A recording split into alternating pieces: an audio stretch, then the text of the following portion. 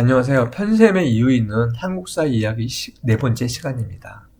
지난주 강의 내용을 먼저 살펴보겠습니다. 청동기 시대에는 농업의 발달로 잉어 생산물이 발생하였습니다. 그 잉어 생산물은 청동기인들에게 풍요를 갖고 왔습니다. 그렇지만 개인 간의 빈부격차를 발생시켜서 제1차 계급을 발생하게 하였습니다. 잉어 생산물은 개인뿐만 아니라 부족 간의 빈부격차도 발생시켰습니다. 부족 간의 빈부격차는 부족 간의 갈등을 유발시켰고 그것은 전쟁을 유발하게 했습니다. 청동기인들은 개인의 안전을 위하여 거주지를 요새화하였습니다. 즉 배산임수나 구릉지와 같은 지역으로 이동하게 되었다는 소리입니다. 그렇지만 전쟁은 발생하게 되었고 전쟁의 승자는 정복민이 되고 패자는 피정복민으로 나뉘게 되었습니다. 그것이 제2차 계급 발생입니다. 청동기 시대에는 종교의 힘이 강했습니다. 그래서 지배층들은 제사장을 겸함을 통해서 원활한 지배를 할 수 있는 재정일치 사회를 구축하게 되었다는 것입니다. 이것이 청동기 시대에 대한 내용입니다. 그러면 오늘 배울 고조선에 대한 이야기를 하겠습니다. 고조선은 약 2225년간 이어졌고 유만조선은 단지 86년간 있었던 역사입니다. 그렇지만 긴 역사에도 불구하고 고조선에 대한 자료는 거의 없습니다. 왜 그럴까요? 그것은 세 가지 때문입니다. 한국 고대사의 한계를 보겠습니다. 첫 번째, 조선사 편수회입니다. 조선사 편수회를 들어보신 적이 있으실까요? 이것은 1925년 일제가 식민통치 정당화와 식민사관을 정립을 목적으로 조선통독부 산하에 설치한 역사 왜곡기관입니다. 이들의 목적은 일제의 조선 식민 지배 합리화, 내선일체 식민사관 정립, 민족의식 말살을 목표로 하고 있습니다. 활동은 1925년부터 1938년까지 약 13년간 총 35억 원 2만 4천 쪽에 이르는 방대한 조선사를 편찬하게 됩니다.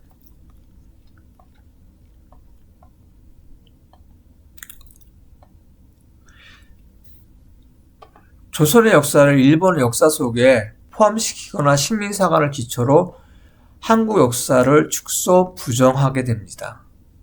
그뿐만 아니라 한국판 봉서갱유인 사료선별 작업을 하게 됩니다. 의도적인 사료선별과 조작을 통해서 일제의 식민통치를 합리화하는 방식으로 구성되었고 그 과정에서 왜곡에 불리한 수많은 역사 자료가 소실하게 됩니다. 조선사 편수회는 1946년 5월 31일 공식 해산하게 되었지만 그들이 가지고 있던 왜곡된 소장 자료는 국사편찬위원회의 전신이 국사관에 접수가 됩니다. 이렇게 왜곡된 조선 편수회의 자료는 그 광복 이후에도 한국 사학계에 오랫동안 남아 청산의 과제가 되었던 것입니다. 이렇게 일제에 의해서 파괴된 많은 역사 자료의 부재로 한국 고대사 연구의 한계에 봉착하게 됩니다. 그뿐 아닙니다. 중국의 역사 왜곡입니다. 동북 공정이라 하죠. 고려사 발해사를 중국의 지방 정권으로 왜곡, 중국 역사에 편입을 시도했습니다. 그뿐 아니라 한국 고대사와 관련된 유적지를 발굴을 방해합니다. 일본과 중국에 있는 역사 왜곡과 이 방해에 의해서 한국에 대한 고대사인 자료는 거의 존재하지 않습니다. 결국은 우리는 중국과 일본의 사서에 의존하게 되었습니다. 그렇지만 일본과 중국은 작국 중심의 역사서입니다. 그렇기 때문에 한국에 대한 객관적인 평가가 있었는지는 의문입니다. 이러한 한국 고대사의 한계 때문에 많은 문제를 가지고 있습니다. 고조선에 대한 역사의 자료는 단군 신화와 팔조법 외에는 별로 존재하지 않습니다. 단군 신화를 먼저 알아보겠습니다. 하늘의 신 환인의 아들 환웅이 인간 세상에 내려와 신실을 열고 곰과 검이 사람이 되기를 원하자 곰을 사람 즉 웅녀로 만들어서 결혼하여 단군 왕검을 낳았고, 단군 왕검이 아사달의 도읍을 정하고 고조선을 건국했다는 이야기입니다. 참 황당한 이야기죠. 그렇지만 여러분이 알아야 할 부분이 있습니다. 건국신화란 무엇인가에 대한 것입니다. 건국신화라는 것은 처음에 세운 시조의 탄생과 창업 과정을 신성하게 꾸며낸 이야기입니다. 그렇지만 단순히 하고만 있는 것이 아니라 당시의 사회 구조, 이념, 정치 상황을 반영하여 국가의 기원을 정당화하는 역할을 하고 있습니다.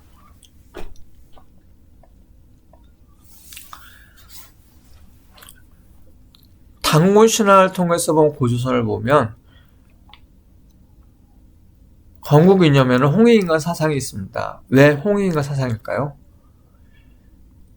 그 첫 번째는 국가 통합 이념이 필요했기 때문입니다. 배경은 무엇이냐? 고조선은 여러 부족 집단이 결합하여 형성된 초기 국가부터 시작하였습니다. 그렇기 때문에 혈연 지역이 다른 집단을 하나로 묶을 공통된 가치가 필요했던 것입니다. 그 역할을 했던 것이 바로 홍익인간 사상의 역할입니다. 홍익인간이란 널리 인간을 이롭게 한다는 표현은 특정 집단이 아닌 모두를 위한 질서라는 것을 강조하고 있습니다. 지배층의 사적 이익이 아니라 공동체 전체의 안정과 번영을 국가 목표로 제시하고 있습니다. 홍익인간 사상은 평화적 부족 간의 통합 이념입니다. 그 대표적인 예가 환웅과 웅녀의 결혼입니다. 하늘을 믿는 천선족과 곰을 숭상하는 토착민과의 결합을 말하는 것입니다. 두 번째, 재정일치 사회에서의 통치 정당성을 확보하기 위한 것입니다. 고조선 사회 특징은 제사와 정치가 분리되지 않은 재정일치 사회입니다. 단군은 신성한 존재, 즉 하늘에서 내려온 환웅의 아들로 묘사되어 있습니다. 여기서 홍익인간의 의미는 통치자는 하늘의 즉 신의 뜻을 받아 사람들을 이롭게 하기 위해 다스린다는 뜻입니다. 즉 왕권이란 폭력이나 정복이 아니라 도덕성과 신성성을 기반으로 한다는 이야기입니다.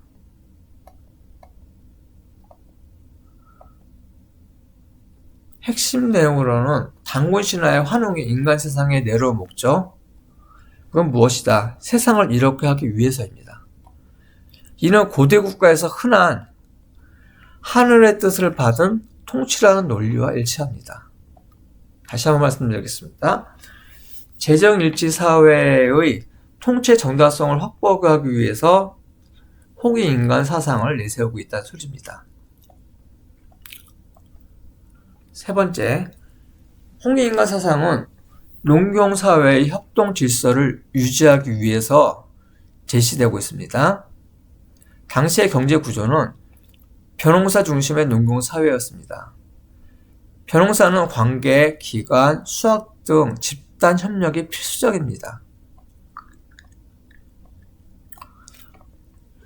집단 협력이 필요한 조건은 개인의 이익보다는 공동체의 이익이 우선되고 갈등이 억제되고 상호 부조가 강조되어야지 가능하다는 소리입니다.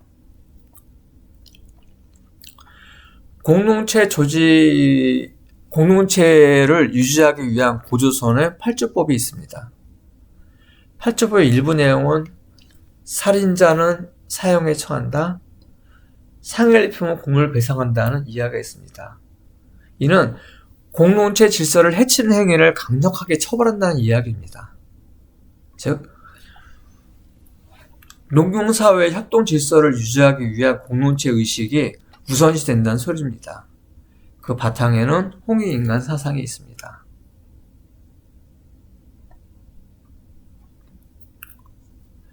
팔조법을 통해서 고조선의 사회를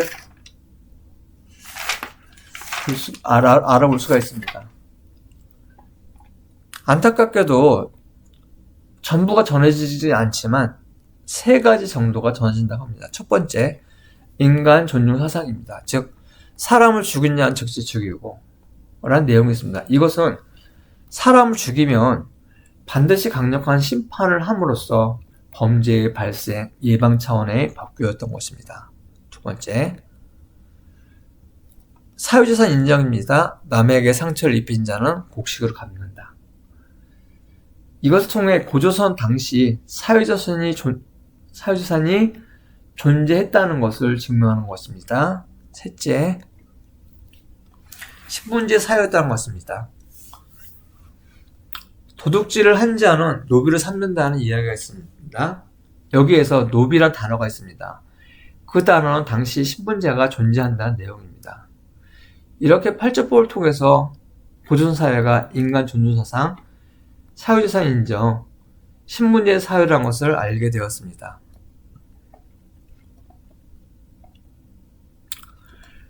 고조선의 영역은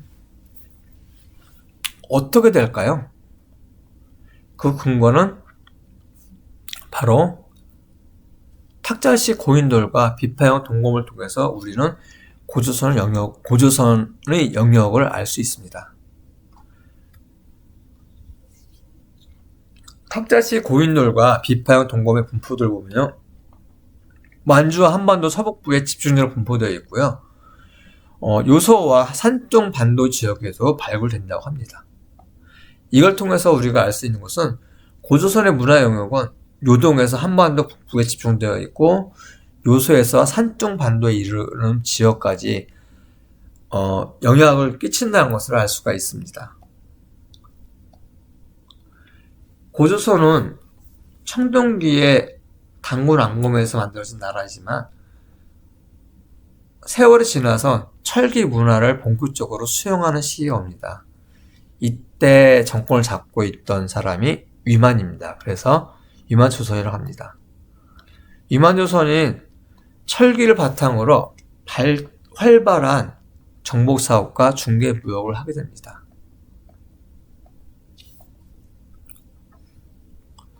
강성해진 고조선을 경계한 한나라가 침략하게 되고 1년 동안 저항을 했지만 지배층의 분열되고 왕권이 함락됩니다.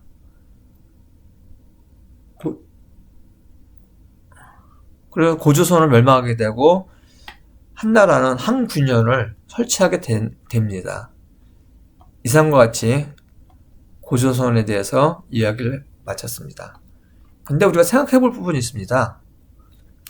우리 조상은 슈퍼맨이 아닙니다. 중국과 우리나라의 현실적인 상황을 알아보겠습니다. 중국은요, 이기지학 지역이 많고 평야가 많습니다. 즉, 단위당 농업 생산량이 높습니다. 단위당 농업 생산량이 높다는 소리는 인구가 많다는 소리와 일치합니다. 그럼 한반도는 어땠을까요? 우리나라는 산악이 많고 평야가 적습니다. 심지어 만주 지역은요, 농사에 적합한 땅이 아닙니다. 즉 단위당 농업 생산량이 낮을 수밖에 없습니다. 그렇기 때문에 우리나라에는 많은 인구가 살지 않습니다. 이 비교표를 보면요, 고조선은 100에서 한 200만 정도, 한나라는 5천만에서 6천만 명까지 살았다고 합니다. 즉 인구만 해도 20배에서 30배 차이죠. 병력수는 약 최대한 10만, 30만에서 100만. 적게는 3배이지만 많게는 10배까지 차이납니다. 이렇게 엄청난 국력 차이는 결국은 고조선이 한나라에게 질 수밖에 없었던 이유가 됩니다. 안타까운 현실이죠.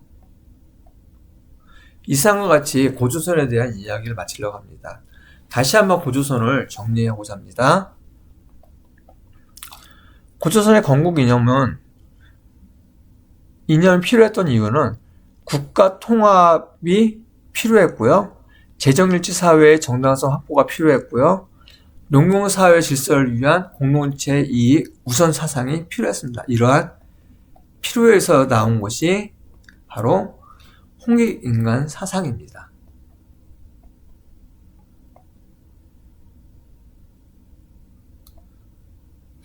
두 번째, 고조선의 사회 모습은 팔적법을 통해서 알 수가 있는데 인간존중 사상, 사유재산 인정, 신분제 사회라는 것을 알 수 있습니다.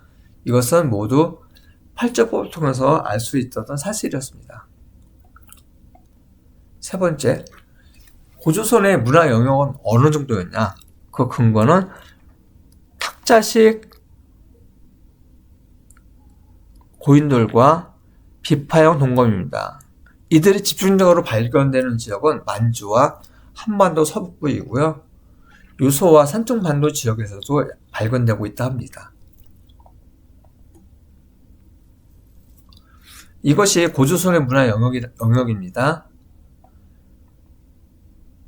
그러면 고조선의 역사 흐름도를 보겠습니다. 당군 왕검이 고조선을 건국했습니다. 그 당시엔 청동기였죠. 그러다가 위만조선으로 넘어가게 됩니다. 이 당시는 철기 문화입니다. 위만조선은 한나라와 진 사이에 중개 무역을 통해서 강성해집니다. 그렇지만 강성해지는 조선을 그만 보고만 있을 수 없는 한나라의 침공이 이루어집니다. 고조선은 1년 동안 항쟁하였으나 결국은 왕검성이 함락되고 한사군을 설치하게 됩니다. 이것이 고조선의 흐름입니다. 이상과 같이 고조선의 요약본까지 우리 같이 알아보았습니다. 이렇게 긴 시간 강의에 참여해주신 여러분께 감사드리고 다음 주 금요일날 다시 뵙겠습니다.